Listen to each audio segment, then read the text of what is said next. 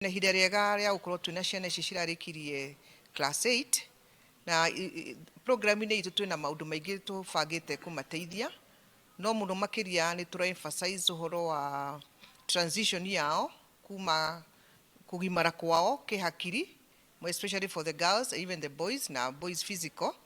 No twĩna emphasis nene mũno ũhoro wa ndawa cia kũrebia.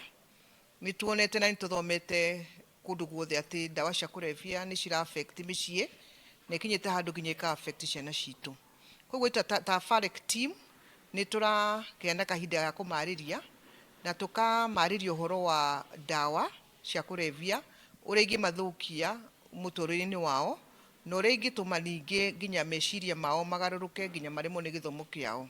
Okay, ũhoro wĩgiĩ kũruithia ciana cia airĩtu arĩa community cirĩa imaruithagia atĩ rĩngĩ nĩ culture ya mũthemba ta ũcio, that's very wrong. Mwana wa kairĩtu ndagĩrĩirwo nĩ gwĩkwo maũndũ ta macio, tondũ mwana wa kairĩtu nĩ ageraga maruo maingĩ mũno. Na rĩu ũhoro nĩ tũgĩthomete ona mũndũ angĩenda gwĩka research nĩ ekuona why the girl circumcision was there.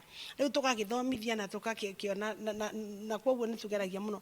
Nĩ kana niĩ nĩ nguga haha very strongly government nĩ magĩrĩirwo nĩ gũkorwo very strong, na arĩa maratũthikĩrĩria na magatuona ta arĩa tũreta mathaka counties, tũkameta arĩa angĩ okorwo nĩ atumia ma governors, nĩ twagĩrĩirwo nĩ tũnyitane nao nĩgetha twĩke maũndũ mao na twĩkaga gũkũ metagwo symbolic alternative right of passage. Tũkamatwara ciana icio through a symbolic right ĩronania nĩ ĩramera how possible it is to make a decision as a girl, na nĩgetha mũndũ akorwo focused. Niĩ nĩ ngũ-condemn biũ ũhoro ũcio wĩgiĩ FGM kana ũhoro wa gender mutilation. It's very serious gũkorwo magĩkeketa wasichana. No ikosaga gũkuo na maũndũ mangĩ maingĩ na mathĩna nginya mũndũ akĩheo mwana.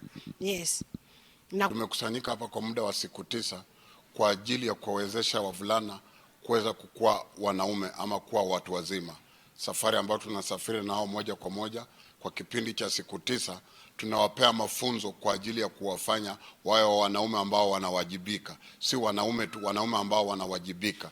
Kwa hivyo tuko nao hapa tunawafunza, tukichukua mtindo uliokuwa ukitumika katika tamaduni zetu za kale.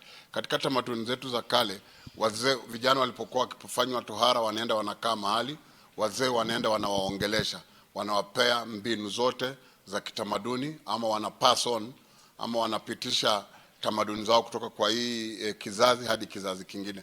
Kwa hivyo tunaona kwamba kadiri ulimwengu unakuwa, mambo yanaenda yakibadilika, ndipo tukachukua jukumu kama wana FAREC kwamba tuanzishe mtindo wa kuweza kuwasaidia wa vijana ama wavulana kuweza kuwa wanaume ambao wanawajibika. Kwa hivyo tuko nao hapa, walipelekwa hospitalini wakafanyiwa tohara ambayo inaendana na itikadi za kiafya kamili. Baada ya tohara tumekuwa na wao, na baada ya muda sasa tutaanza kuwa na mafundisho nao. Mafundisho yanayozingatia hasa, je, mwanaume ambaye anawajibika, hisia zake ni sifa za mwanaume ambaye amewajibika. Si mwanaume, tumeona katika shughuli za kiulimwengu zinavyoendelea kisasa, wanaume wanaenda wakidhoofika, si kudhoofika, tukipoteza mwelekeo. Ndiposa sisi tuko hapa kuhakikisha kwamba wanatoka hapo wakijua kama mwanaume ambaye anawajibika anahitajika kufanya nini, katika anahitajika kuendeleza tamaduni yake vipi, tamaduni ya ukoo wake kwa njia gani, anahitajika kujenga jumuiya kwa njia gani, anahitajika kujenga nchi kwa nchi gani, na pia tunazingatia ni vitu gani ambazo zinawezesha kuharibu huyu mwanaume asiweze kuwa mwanaume ambaye amewajibika.